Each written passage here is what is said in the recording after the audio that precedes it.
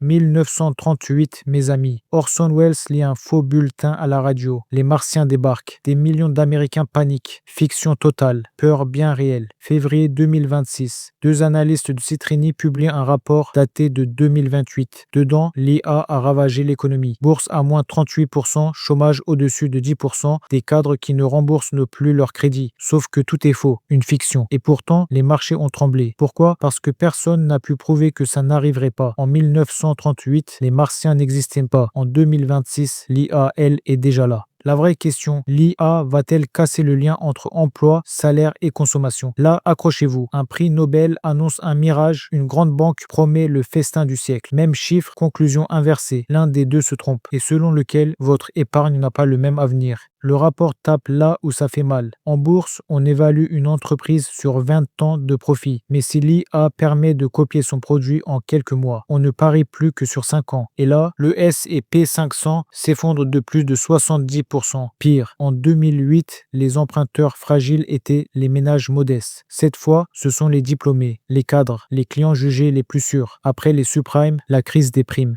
Mais voilà ce qu'on ne vous a pas dit. Citadel, le fonds de Ken Griffin, a démoli ce rapport point par point. La demande de développeurs a augmenté, pas baissé. The Economist, le Financial Times, même verdict extrême et improbable. Une fiction bien ficelée n'est pas une prophétie. Elle pointe quand même une vraie faille. L'économie, c'est une boucle. On embauche, les gens gagnent un salaire, ils consomment et ça fait vivre les entreprises qui réembauchent. L'IA attaque deux maillons d'un coup. Elle remplace le salarié et le salarié remplacé ne consomme plus. Pour une entreprise seule, automatisée et rationnelle, mais multipliée par des milliers, c'est un désastre collectif. Alors qui a raison? Les chiffres. En 2023, Stanford suit 5000 agents de centre d'appel, plus 14% de productivité, personne ne perd son poste. C'est l'effet d'augmentation. Mais en 2025, même université, l'embauche des 22 à 25 ans chute de 13% dans les métiers exposés à l'IA. C'est l'effet de remplacement. Dario Amodei, patron d'Anthropic, prévoit la moitié des postes de débutants disparus d'ici 5 ans. On garde les experts, on n'embauche plus les juniors. Mais sans juniors aujourd'hui, qui seront les experts demain?